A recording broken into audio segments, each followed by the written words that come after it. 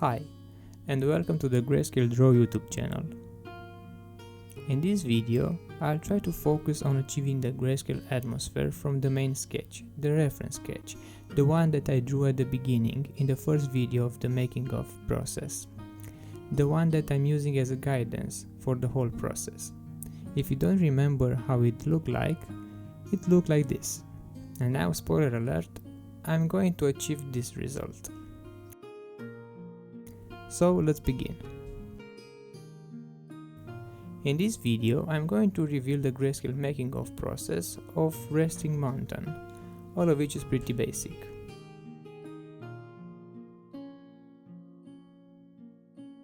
I'm using the polygonal lasso tool a lot to select the zones that I want to fill with gray tones.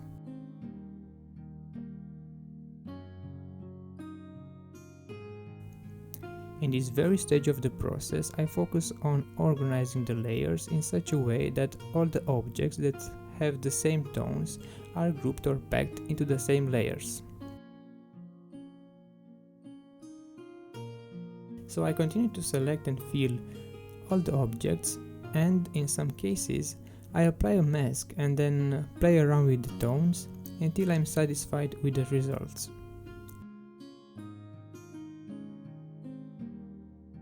So, basically, it's a pretty repetitive process. Selecting and deselecting what I need, applying a grayscale and playing with it until the results are close to what I'm looking for.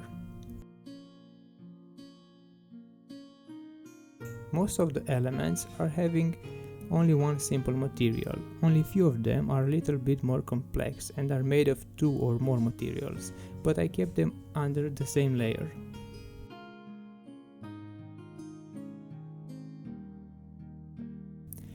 Through the gray tones, I try to achieve, using contrast, a difference between the largest planes of the room. In this way, I try to emphasize the relationship between the objects.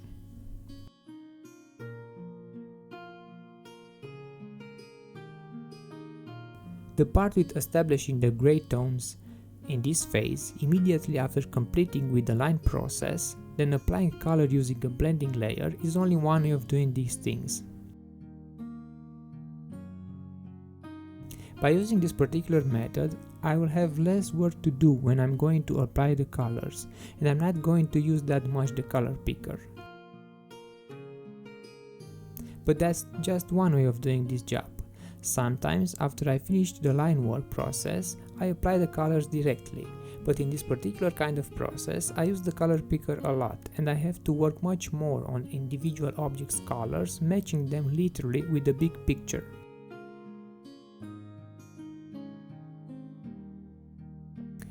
After I finish adding value to every object in the scene, I came back to each layer and adjust the intensity of the gray tones.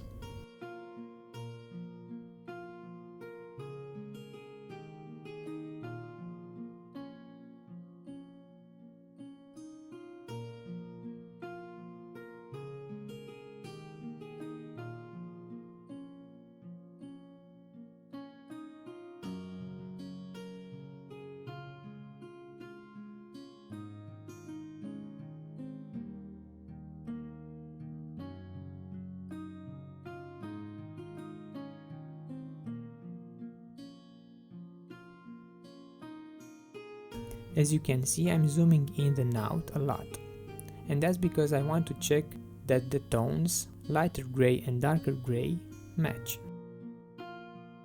And I'm trying to correct if anything seems off.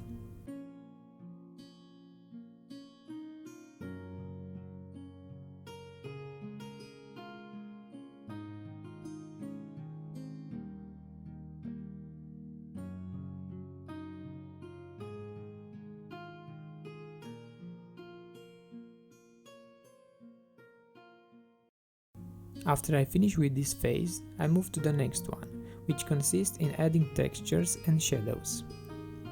To explain a little bit the process, I create a new layer mask for each of the previous layers, on which I was applying only the texture, and then create a new mask to add only the shadows. But most of the time, the texture and the shadows are drawn on the same mask.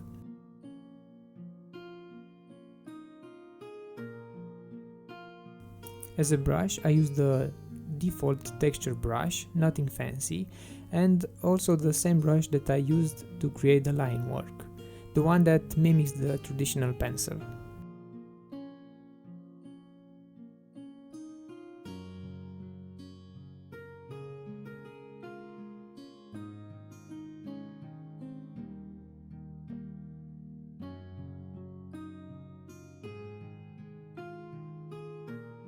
The first elements I started to apply the texture to are the floor planks.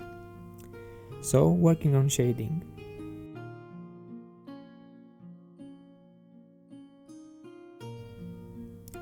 I added a wood texture in the form of fibers and knots, playing with lighter and darker shades of grey, less than 50 if you know what I mean.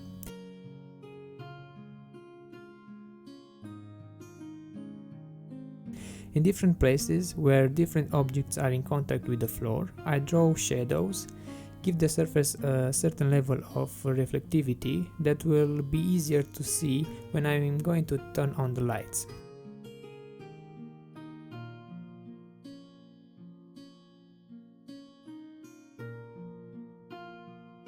To cover the entire floor surface will take a while.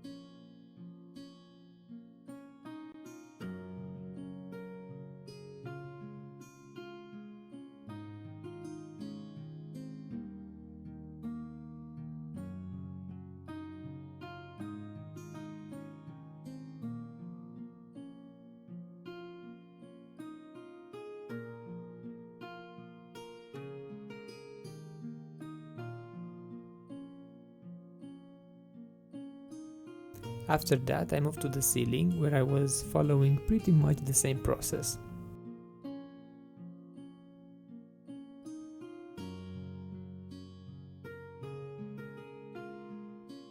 The texture is very close to the one that I applied on the floor, except that this surface is much brighter, that being the reason why I choose to apply also a line texture, all of which it was added in the previous video where I was working on the line, to make the fiber and knots of the wood stand out.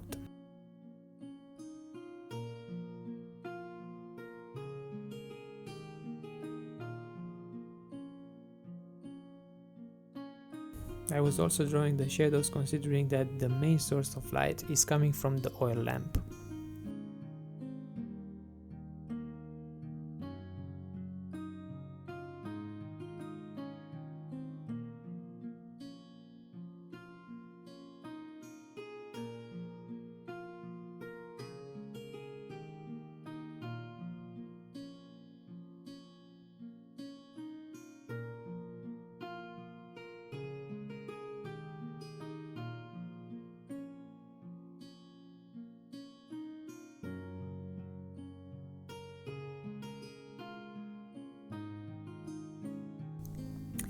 I use this particular process for all the other objects. Moving on to the next layer, the one that contains the door and the window frame, I create a mask and apply a different shade of grey, shadows, lights and so on, making sure that the surfaces are distinguishable from each other.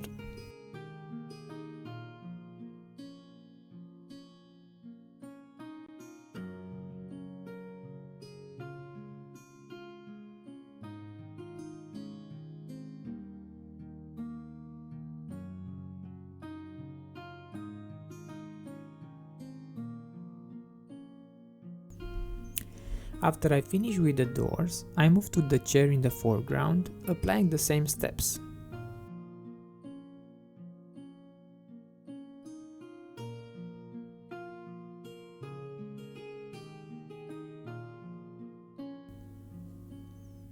After that, I continue with the furniture layer, drawers, shelves, bed and so on.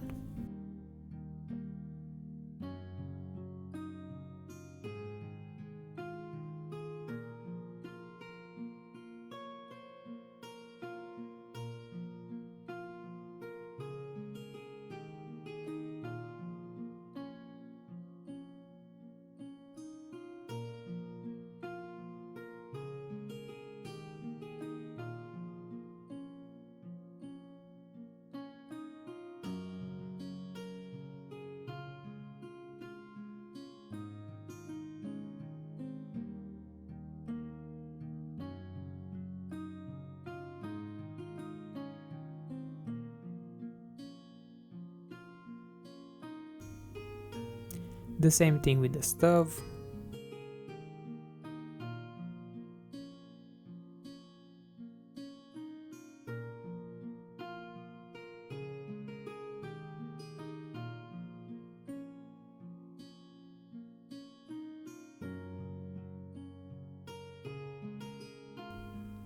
Also with the bench.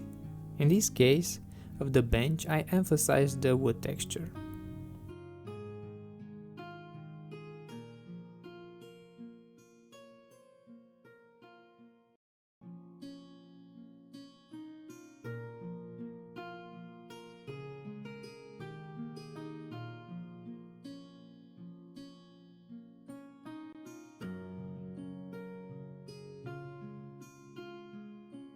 On two of the frames, on the biggest ones, I sketched the portraits of my grandparents, grandma and grandpa, applying some glow to the glass in the front of the pictures.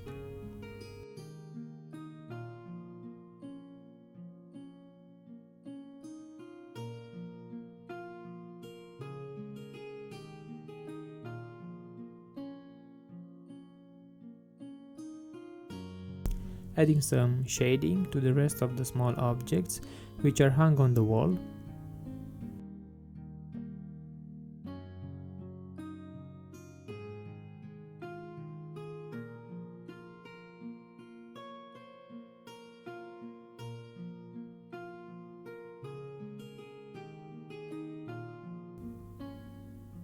To the chest I am adding some details, scars and signs that it has been used.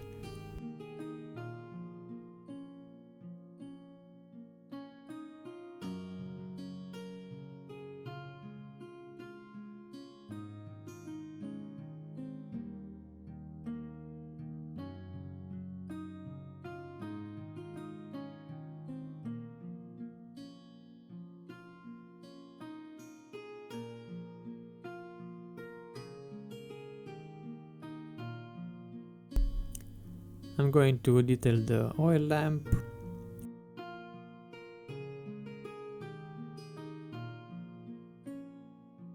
the hats, the small chairs, the decorative plates.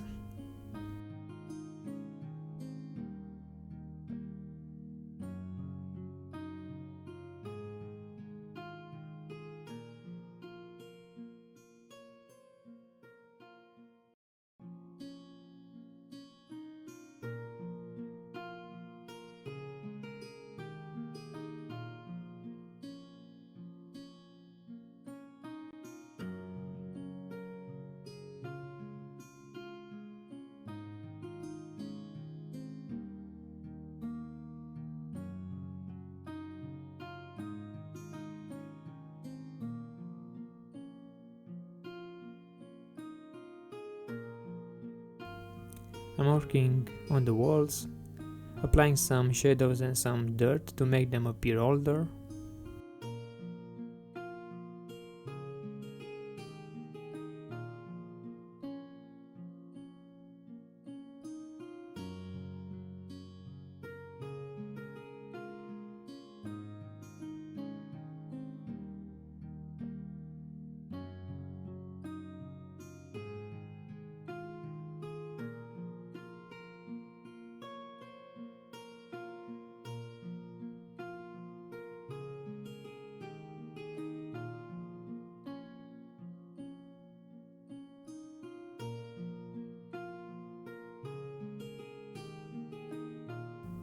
After this I switched to the cloth layer, adjusting shadows and light, trying to give them a little bit more volume.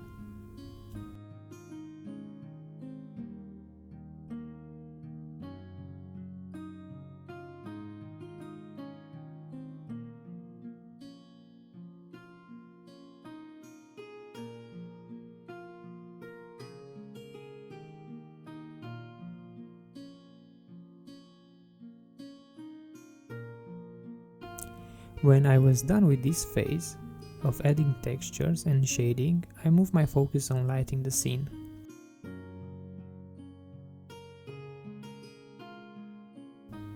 So I was drawing a sort of shadow frame like a vignette effect.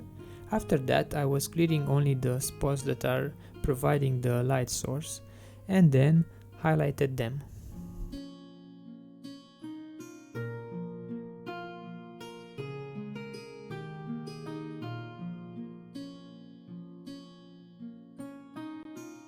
And this is how it looks, the final result. Hope you enjoyed this video. Goodbye.